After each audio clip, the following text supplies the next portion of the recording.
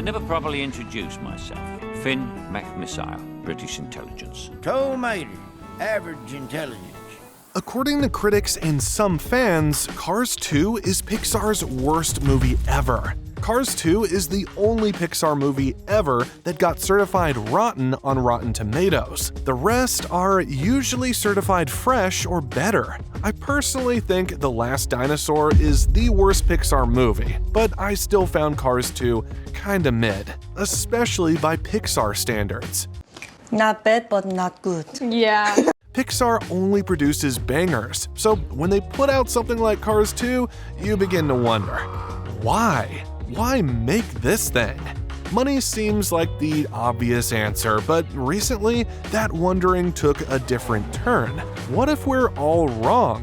What if Cars 2 is actually a better movie than we give it credit for? Why make Cars 2? I make movies for that little boy who loves the characters so much that he wants to pack his clothes in a Lightning McQueen suitcase. That's a direct quote from John Lasseter, the man who made Cars 2. I saw it out of context, and like a lot of folks, I assumed it proved me right. Disney bought Pixar for $7.4 billion in 2006, just when the first Cars movie was coming out. That movie made a respectable $461 million at the box office, but the merch is where the money is. Disney made $10 billion selling toys, bed sheets, and Lightning McQueen suitcases. So Disney decided that the only thing better than $10 billion was $11 billion. Here comes the money. Here we go, money talk. Which is why they made Cars 2, right? Well, maybe not. John Lasseter denied these allegations when they were brought up, but I don't think any studio would ever admit that it's only making a sequel for the money. We don't have to take John Lasseter's word for it, though. Pixar has also made 4 Toy Story movies, and every single one of them has been a banger, including the 2 it made after the Disney takeover. John Lasseter personally directed the first 2 Toy Story movies, and was an executive producer on the third. The Toy Story franchise brings in a lot of money in merch, but the merch has never been the point. It's always about the story. Disney is and has always been a rapacious corporation that squeezes every cent out of every property it owns. This greed is what has ruined Marvel and Star Wars, but Pixar has been a notable holdout. It's the only division inside Disney that has refused to become a content farm. They only tell stories that need to be told. John Lasseter made the same argument for Cars 2. He insists that Disney didn't make him make the movie. He made it because he believed it was a story that needed to be told. Lasseter has always been a guy. His father was a parts manager at a Chevrolet dealership, and he got into car culture as a teenager. His inspiration for Cars 1 came from a road trip he took with his family. He began to wonder about how cars see the world and made a movie about it. Love kind of thinking about what would the world look like from a car's point of view. While he was doing the press tour for Cars 1, he began to wonder how his characters from Cars 1 would respond to new and exotic locations. How would Mater handle himself in Japan? Or Italy, or England? Is he American? Extremely. These musings are what inspired Cars 2. It's the bigger, better, globe-trotting version. The visuals are out of this world. I found myself rewinding and rewatching parts, especially the Italy scenes, because everything on screen was so stunning that I didn't want it to pass so quickly. You can see the attention to detail oozing out of everything, from the cars to the architecture and the landscape. But Cars 2 doesn't get criticized for the visuals. It gets criticized for the stories. Critics and fans find it to be, well, bad.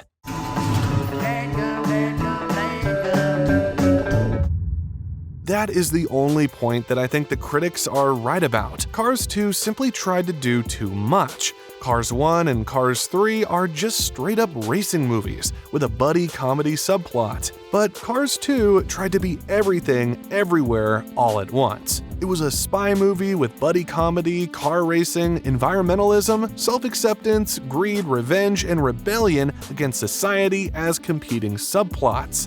That's a lot.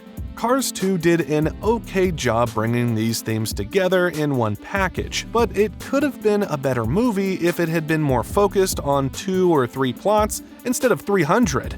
Having these many themes just opened up plot holes and made the movie look kinda dumb when you think about it for more than 3 seconds. Or is it? Because the more I research the story behind this movie, the more I think I missed the point entirely. Cars 2 seems to go off the rails straight from the opening scene. This scene has nothing to do with Lightning McQueen or any of the familiar characters from Cars 1. Instead, we start off with a British spy car, Finn McMissile, infiltrating an oil rig. Finn McMissile is based on a movie within a movie that got scrapped from the first Cars movie. In the deleted scene, Lightning McQueen took Sally to the cinema and they watched a movie about British super spy Finn McMissile, the James Bond of the Cars universe. You'll never feel more alive than when you're almost dead. They scrapped this scene from Cars 1, but Lasseter resurrected it for Cars 2 as a major plot point rather than just a movie within a movie. Yes, Lasseter also likes the spy movies. He grew up watching The Man from U.N.C.L.E. and decided to recreate it in the Cars universe. Finn McMissile infiltrates an oil rig to investigate a conspiracy by a bunch of criminal cars. He gets spotted, and after a lot of car-on-car violence, including a heart-wrenching crushing, Finn McMissile escapes the oil rig. And that's when we finally reunite with our favorites, Mater, Lightning McQueen, and all the colorful characters from Radiator Springs. Lightning McQueen hasn't just finished his racing season and returned to Radiator Springs for a well-deserved break, but thanks to Mater's intervention, McQueen has to cut his break short and go race in the World Grand Prix. This Grand Prix is sponsored by the British millionaire Sir Kilometer's Axelrod. In miles, that is like, way faster than McQueen. Participants in the World Grand Prix have to use All in All, Axelrod's brand new sustainable fuel. But unbeknown to everyone else, All in All is just gasoline that has been engineered to blow up when it's hit by an electromagnetic pulse. Miles Axelrod has just discovered the world's largest untapped oil field, and he's running a conspiracy with other junk cars to blow up the race cars using All in All so he can give sustainable fuels a bad name. He figures that if he ruins the PR for alternative fuels, cars would stick to good old gasoline. Miles and his friends, the Lemons, would get rich. Lemon. Yeah, you know, cars that don't ever work right. Miles Axelrod's plan is stupidly complicated, but if it was any smarter, he wouldn't get caught and the movie wouldn't happen. So let's just go with it. Axelrod's goons blow up 3 cars at the Japanese Grand Prix, and then blow up more at the Italian Grand Prix. Everybody predictably dumps All in All and goes back to gasoline, except Lightning McQueen. He believes in All in All because he doesn't know what Miles Axelrod is doing in the background. Axelrod is planning to punish him for his brand loyalty and kill alternative fuels for good. In England, you'll be finished. Luckily, McQueen gets saved by the unstoppable power of friendship and plot armor. Everybody lives happily ever after, except Miles Axelrod. He goes to car jail. That's the movie. Y'all met each other? Queen, McQueen, McQueen, Queen, McQueen, McMissile, McMissile, McQueen, Queen, McMissile. I believe this is the source of the whole controversy. Cars 2 isn't bad because it's actually bad. It's bad because it has limited appeal.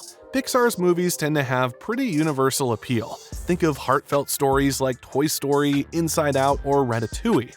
These are stories anybody in the world can resonate with. But Cars 2 is a car movie made by a car guy for car guys. It resonates strongly with the parts of America where people ride tractors to school and talk like Larry the Cable Guy, which explains the focus on Mater. Everybody, this here is Finn McMissile. He's a secret agent. Don't tell nobody. Sadly, those parts of America don't usually produce movie critics. Movie critics are usually found in the parts of America where people drink vegan frappuccinos. The rest of us obviously don't know what a frappuccino is because real men chew bricks for energy. Naturally, the frappuccino drinkers didn't like Cars 2 or any movie in the Cars franchise. It's not a matter of quality, it's just a matter of taste. Some people, like me, are car guys. That means I spend a lot of time on the internet drooling after cars I can't afford. Look, Ferrari and the tires. Other people are not car guys, and the Cars franchise is a franchise by car guys for car guys. But there is a second reason. Personally, I like Cars 1, 2, and 3, but that's kinda weak because when it comes to other Pixar movies, like is not the word I use to describe my feelings towards them. I love them. Pixar movies have a heartfelt warmth and charm that just leaves you feeling all warm and fuzzy inside. Disney might rip that heart out at any time now, but for the moment, Pixar has retained that inescapable charm that I just can't help loving. As a car guy who likes the Cars franchise, I would be the first to admit that the franchise, especially Cars 2, has a lot less heart than other Pixar properties, like, say, Toy Story or Inside Out. The stories are not bad per se, it's the characters that are kinda hard to empathize with. I don't like Cars as much as I like other Pixar movies, simply because I struggle to form any emotional attachment to cars. They're powerful and beautiful, and the roar of a V12 engine makes my blood flow into all the right places. But still, suspending disbelief and accepting that cars have feelings and hopes and dreams is a step too far. I'm a sucker for humans and animals, but I just can't anthropomorphize a machine. I simply can't bring myself to feel what a car feels or even believe that those feelings are real. I hate rats with the passion of 1,000 suns. If I was God, the first thing I would do is kill all the rats. And the snakes. Those animals are just gross. When I see them, my first thought is yuck. But I still loved Remy in Ratatouille. There were parts where I had to look away because rats are gross, but still, I loved it because I could empathize with Remy, even though I would kill him without a second thought if I ever ran into him. On the other hand, I love cars, especially fast and powerful ones, but I still only kinda liked Lightning McQueen.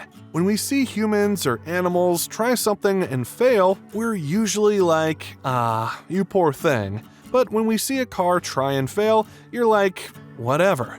This is where John Lasseter failed. It's hard to empathize with cars. If Lasseter had had humans driving the cars, the emotional impact would have been so much greater. But the cars in and of themselves don't elicit that much sympathy. That is what went wrong with Cars 2. John Lasseter made it because he loves cars, but the rest of us, even the ones who love cars, don't love them as much as John Lasseter does. Cars 2 was a movie made by Lasseter for Lasseter. He included all the things he loved: cool cars, gorgeous locations, Larry the Cable Guy, British spies, and car races. But those are not the things that everybody else loves, which is why Cars 2 was not a cash grab. It was something much more common, a creative failure. Lasseter made a mistake that many directors have been making since the beginning of time, and many more will keep making it until the end of time. It's the one thing all bad movies, books, and shows have in common. Instead of making a movie for the audience, John Lasseter just made a movie for himself. And when you make something only for yourself, you are the only person that can truly enjoy it. Everybody else will feel kinda meh. Just apply the same level of dedication you've been using to play the idiot tow truck, and you'll be fine. After today, you will never again be ashamed of who you are. No! Long live Lamar!